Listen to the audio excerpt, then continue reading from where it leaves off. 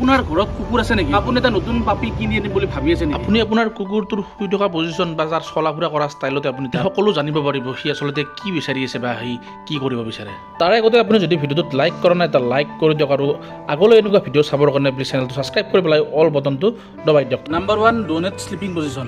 আপোনালোকে আপোনাৰ কুকুৰটোক কেতিয়াবা এনেকৈ চাগে শুই থকা দেখিছে। আপুনি বেছিভাগ ৰাস্তাৰ কুকুৰবিলাকক এনেকৈ শুই থকা দেখিবলৈ পাব। যদি আপোনাৰ পালি থকা কুকুৰটোৱে এনেকুৱাকৈ শুই থাকে তেতিয়াহ'লে আপুনি জানিব যে আপোনাৰ ওপৰত মানে কুকুৰটোৱে বিশ্বাস নকৰে বা আপোনাক ভৰসা নকৰে। যেতিয়া কুকুৰ এটাই নিজকে ছেফ ফিল নকৰে তেতিয়া তেওঁৰ বডিটো মানে এনেকুৱাকৈ পাক খুৱাই লয়। যদি আপোনাৰ লগতো এনেকুৱা হৈছে তেতিয়াহ'লে আপুনি আপোনাৰ ডগটোক অকণমান সময় দিয়া কৰক আৰু তাক এইটো বিশ্বাস দিয়ক যে সি আপোনাৰ লগত পূৰা ছেফ আছে আৰু আপুনি পূৰা তাক বহুত বেছি মৰম কৰিব।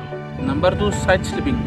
যদি আপোনাৰ কুকুৰটোৱে ভৰি দুখন ছাইড কৰি পেলাই এনেকৈ শুই আছে তেতিয়াহ'লে আপুনি জানিব যে আপোনাৰ কুকুৰটোৱে নিজকে পূৰা সুৰক্ষিত ফিল কৰিছে আৰু ধুনীয়াকৈ ফ্ৰেছ টোপনি যাই আছে। Number 3 sleeping on back position. যদি আপোনাৰ কুকুৰটো এনেকৈ উল্টাকৈ শুৱা দেখিছে তেতিয়াহ'লে আপুনি জানিব যে সি আপোনাৰ লগত পূৰা মিলি গৈছে আৰু আপোনাক বহুত বেছি ভাল পায়, লগতে আপোনাৰ ফেমিলিৰ লগতো পূৰা ধুনীয়াকৈ মিলি গৈছে। গতিকে চিন্তাৰ কোনো কাৰণ নাই, সি আপোনালোকৰ ফেমিলি মেম্বাৰ পূৰা ধুনীয়াকৈ হৈ গৈছে। Number 4 Superman position.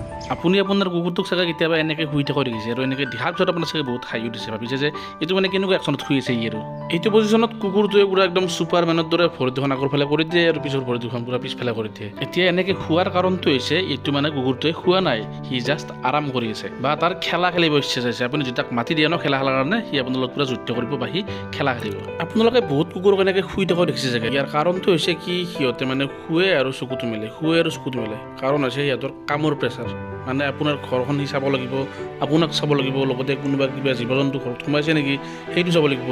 তো তাৰে কাৰণে সি চকুটো মেলে আৰু চকুটো বন্ধ কৰি শুৱে। আৰু কেতিয়াবা দেখিব আপুনি কিছুমান কুকুৰ আহি পেলাই আপোনাৰ বিচনাত শুই আছে বা আপোনাৰ ডানলপখনতে শুই আছে, আপোনাৰ কোলাত বহি শুই আছে। তাৰ কাৰণটো হৈছে কি সি আপোনাক বহুত বেছি মৰম কৰে আৰু আপুনি নহ'লে তাৰ ভাল নালাগে আৰু আপুনি নহ'লে তাৰ টোপনি নাহে। সেইকাৰণে সি বাৰে বাৰে আহি পেলাই আপোনাৰ ওচৰতে শুব ধৰে। আপুনি আপোনাৰ মৰমৰ পাপিটোৰ লগত কথা পাতিব পাৰিব আৰু তেওঁৰ অংগী ভংগীবিলাকত সকলো কথা জানিবলৈ পাৰিব।